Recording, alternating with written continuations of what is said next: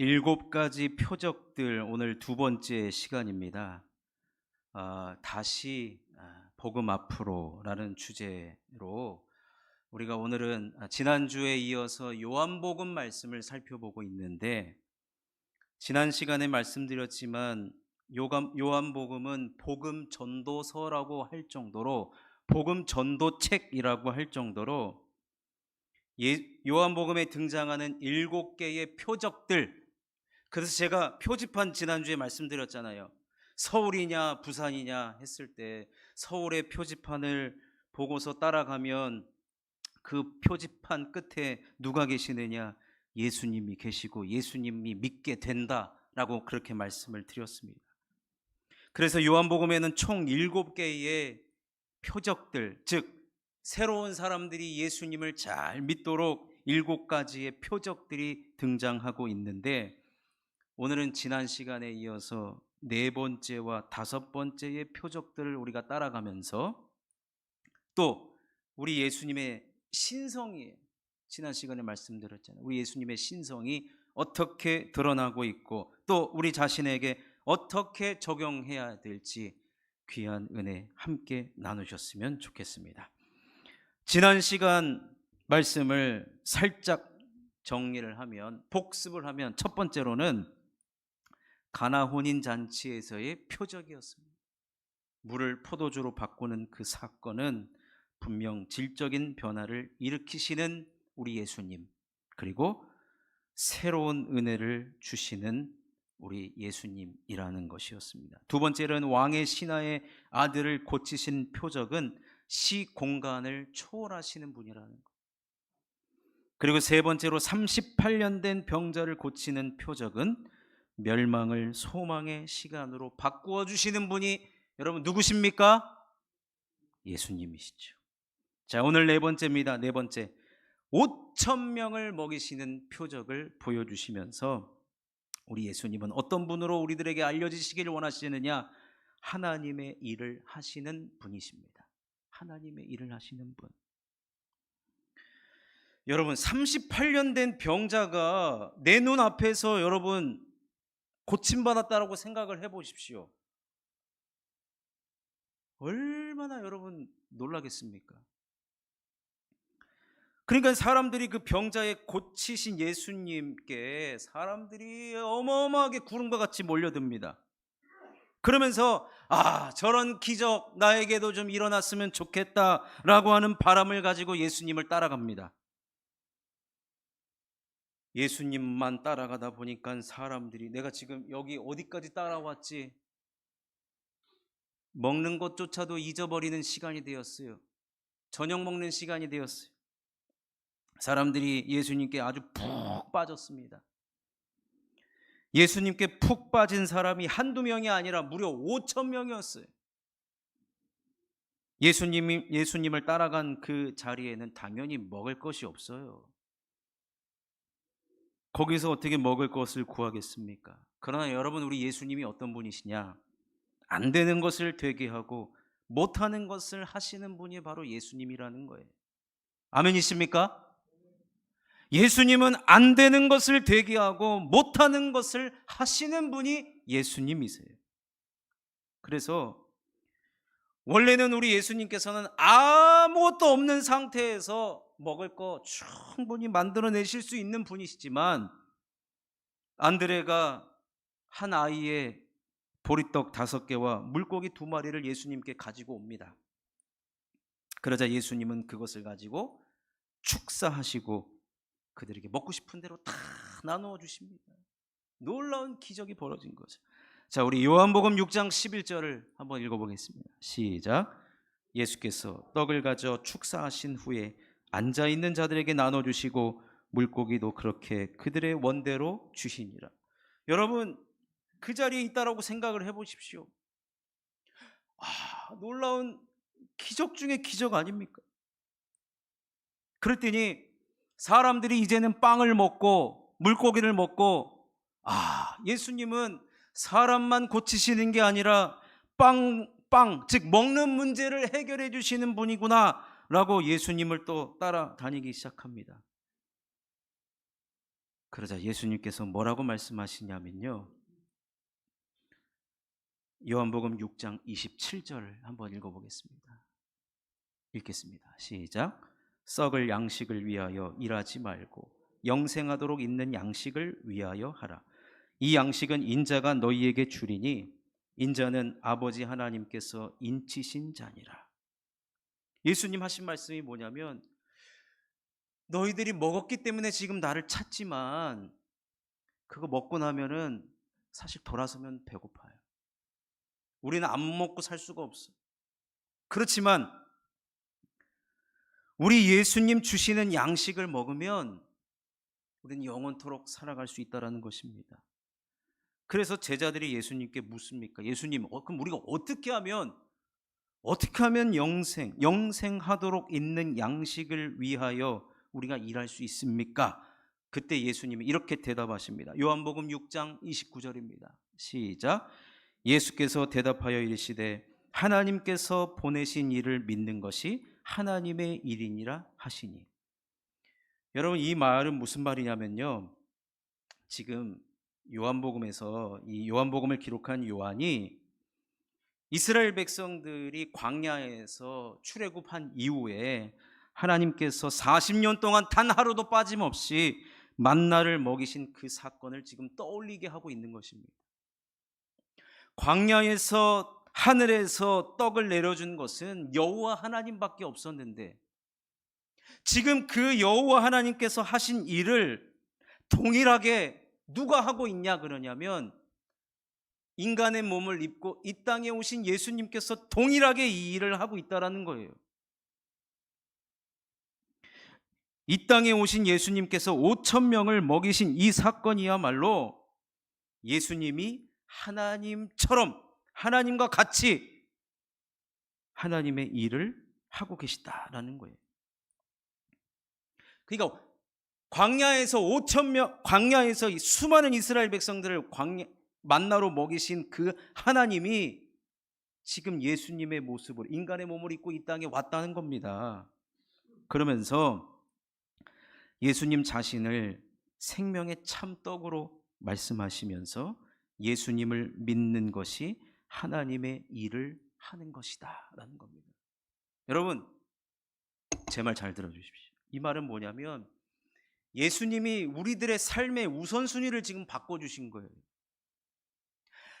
하나님 보내신 예수님을 믿는 그 일이 첫 번째가 되어야 되고 우선이 되어야 되고 우리의 삶의 본업이 되어야 된다는 겁니다. 여러분, 아멘 하십시오.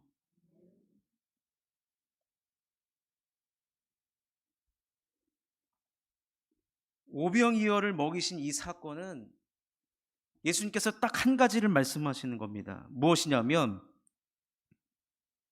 하나님 보내신 예수님을 잘 믿는 것이 우리가 하나님의 일을 하는 것이다라는 거예요.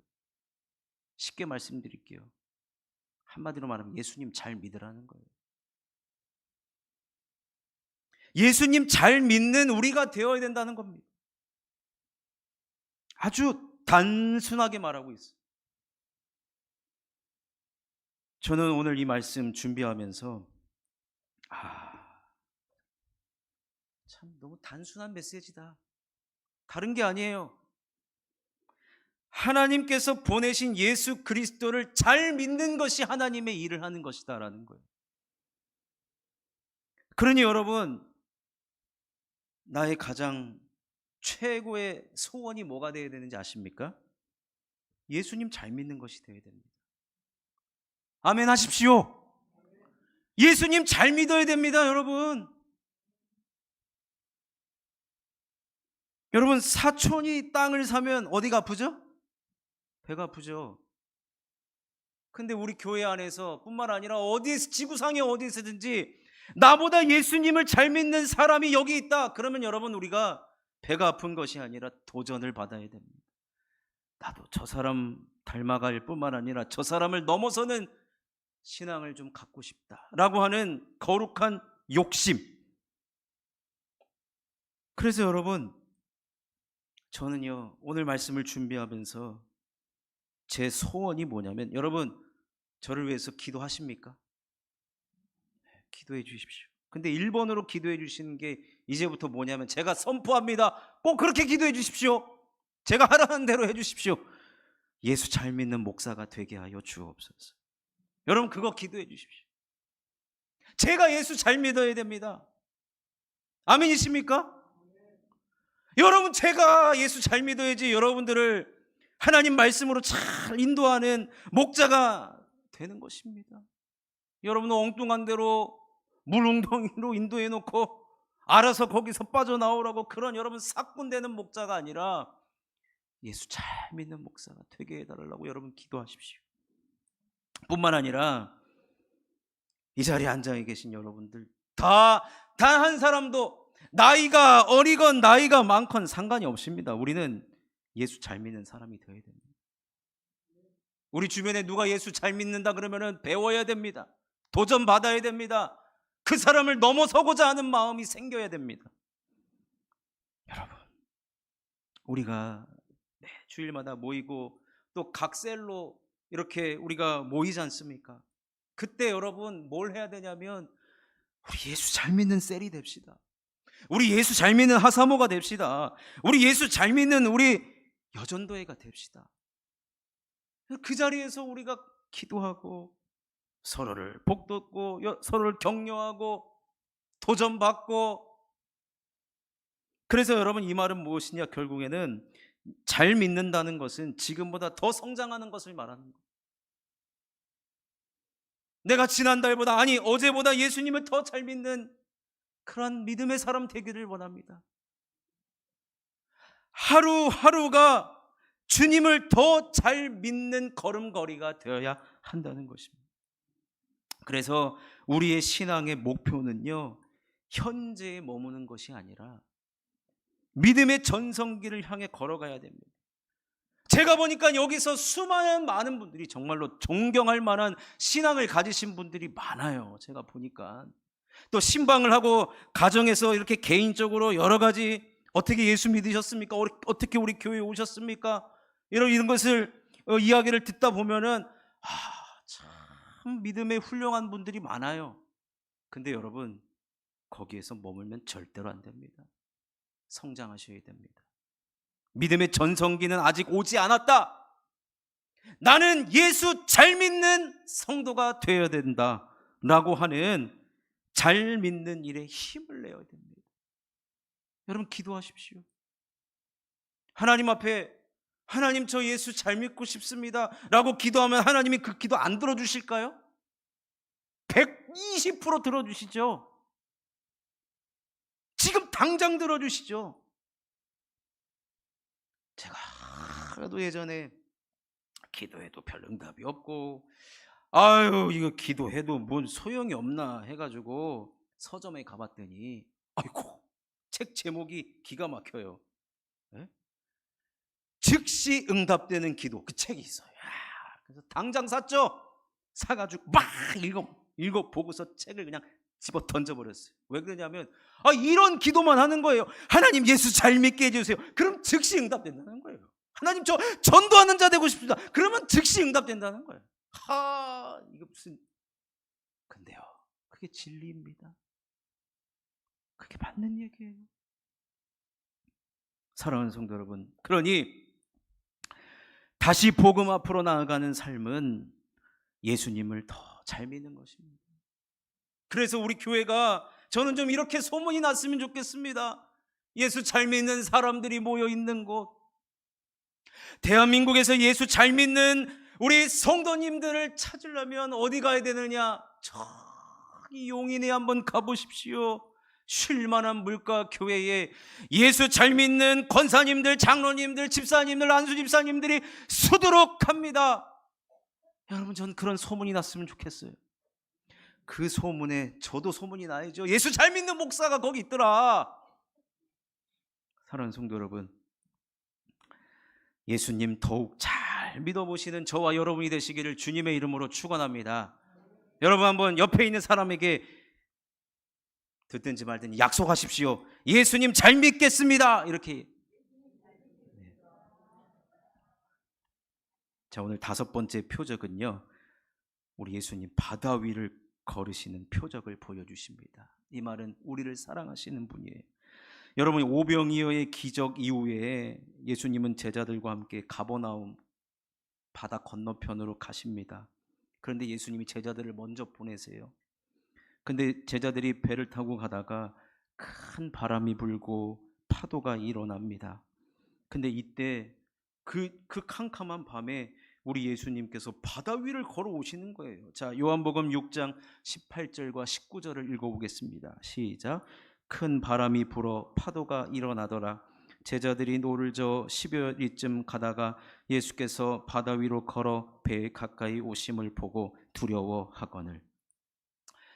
제가 신학대학원 1학년 때 서울에 있는 한 교회에서 교육전도사 생활을 했어요.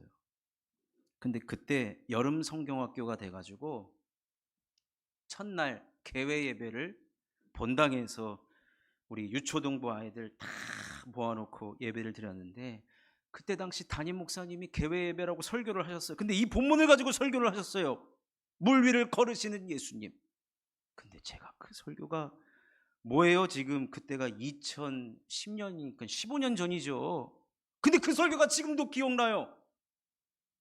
너무 은혜스러운 설교가 아니라 기가 막히고 코가 막힌 설교라 기억합니다. 그때 그 목사님이 뭐라고 말씀하셨느냐? 물 위를 걷는 방법을 지금부터 내가 알려주겠다 그러는 거예요. 여러분, 여기서 물 위를 걸어보신 분 계십니까? 물 위를 걸어보신 분 단 한 분도 없어요? 그 방법은 알고 계십니까? 방법을 알려줄게요. 일단 한 발짝을 물 위에 댑니다. 이렇게 이제 물이 있잖아요. 물 위에 대고, 그런 다음에 이쪽 발이 물이 가라앉기 전에 이쪽 발을 올려놓으면 됩니다. 그러면 물을 걸을 수 있다는 거예요. 그 설교를 듣고 아직까지도 기억하고 있어요. 여러분, 인간이 물 위를 걸어 본 적이 없습니다. 그런데 우리 예수님은 신이시기 때문에, 신성을 가지신 예수님이 물 위를 걸어가십니다. 그런데 여러분, 이스라엘 백성들에게 있어서, 이스라엘 사람들에게 있어서 바다와 큰 바람과 이 파도, 이 세 가지는 머릿속에 늘 박혀 있어요. 무엇이냐면 이 세 가지의 현상을 이스라엘은 역사적으로 경험한 적이 있습니다. 언제였습니까? 출애굽 때입니다. 출애굽을 하고 났는데 앞에 뭐가 있어요? 홍해가 있어요. 홍해. 뒤에는 애굽의 군대가 이스라엘 백성들을 죽이고자 쫓아오고 있습니다. 여러분, 그때 우리 하나님께서 어떠한 기적을 베풀어 주셨습니까? 홍해를 가르셨죠. 홍해를 쫙 가르고 파도가 양옆에 가림막이 되고, 우리 하나님께서 바람을 불게 하셔서 그 바다에 바닥이 걸어가도록 아스팔트가 되도록 바람을 불게 하십니다. 그래서 마른 땅이 되게 하셔서 그 수많은 이스라엘 백성들이 그 길을 걸어가서 바로의 군대를 피하게 되는 그런 놀라운 일이 벌어졌습니다. 제가 사진으로 준비했습니다. 사진. 자, 그나마 제일 좀 멋있는 거를 제가 골라왔는데 모세가 지금 손을 들고 있고 하나님께서 바다를 지금 가르시고 저 갈라진 길로 이스라엘 백성들이 걸어가는 거, 여러분, 이거 구원 사건 아닙니까? 구원 사건. 그런데 요한복음에서 요한이 지금 예수님 물 위를 걸으신 사건과 이것을 지금 동일시 여기고 있습니다. 왜냐하면 여기에 바다가 나타나고 바람이 나타나고 파도가 나타나고 있습니다. 그 다음 그림 보여주세요. 이야, 저렇게 칠흑과 같은 어둠에 우리 예수님께서 바다 위를 저렇게 걸어가고 있는 것입니다. 여러분, 이 말은 뭐냐면 우리 예수님이 어떤 분이시냐? 바람과 파도와 바다를 다스리시는 하나님이시라는 거예요, 우리 예수님이. 근데 여러분, 무엇을 말하고자 하냐면요, 여러분, 바다 위를 걸어갔다라는 말은 바다를 발 아래에 두시는 분이라는 거예요. 바다를 지금 헤엄쳐서 온 게 아니에요. 발 아래에 그것을 걸으면서 오셨단 말이에요. 즉 이 말은 우리 예수님은 자연 만물을 다스리시는 분이라는 것과 결국 이것은 하나님의 백성을 구원하시려고 자연 만물도 발 아래에 두시면서 친히 다스리신다는 거예요. 여러분, 우리는 인간인지라 거대한 자연 앞에 너무나도 초라해질 때가 많습니다. 속수무책일 때가 많아요. 지금 건조주의보의 강풍이 부니까 저 밑에 지방에 지금 안타까운 산불이 계속해서 일어나는데, 여러분, 대자연 앞에 인간이 속수무책입니다. 인간은 감히 자연을 다스릴 수 있다라고 여러분 누가 이야기하겠습니까? 태풍 한번 불어버리면 자연 앞에 인간의 초라함을 우리는 느끼게 됩니다. 그런데 이런 자연을 다스리고 발 아래에 두시는 분이 누구시냐면 신성을 가지신 우리 예수님이라는 거예요. 근데 여러분, 예수님이 왜 자연 만물을 다스리시면서 제자들에게 바다 위로 걸어왔느냐? 마치 내가 가진 힘 자랑을 하는 것인가? 절대로 그렇지 않다는 거예요. 여러분, 남자들의 특성이 뭐냐? 남자는 약간, 다는 아니라고 할 수도 있겠지만 허풍이 세요. 내가 왕년에 17대 1로 싸워봤는데, 이런 말도 안 되는 얘기를 하죠, 남자들은. 근데 우리 예수님, 내가 가진 능력을 지금 자랑하려고 물리를 걸어오시는 것이 아니라, 이것은 출애굽에서 하나님께서 바다를 가르시고 이스라엘 백성들을 구원하신 그 하나님이 지금 예수님의 모습으로 인간의 몸을 입고 이 땅에 오셨다는 겁니다.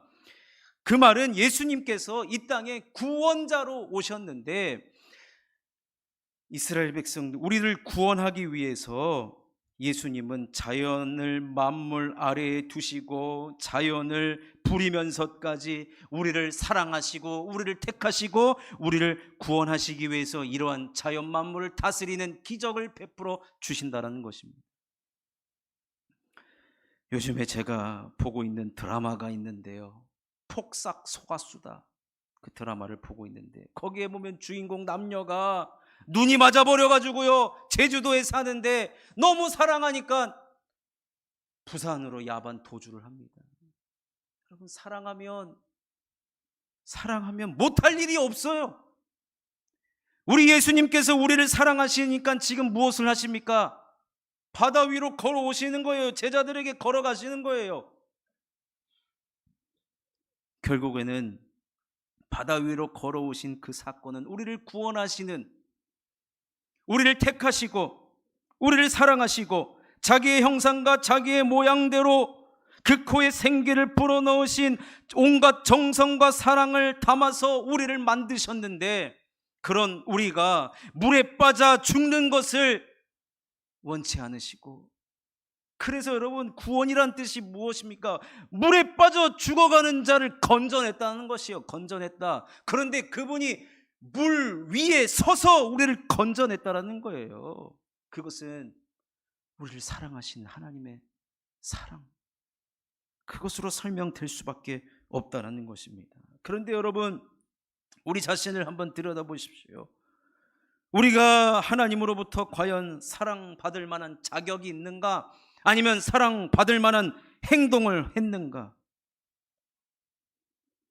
여러분, 엄청난 폭풍우를 만난 한 남자가 있습니다.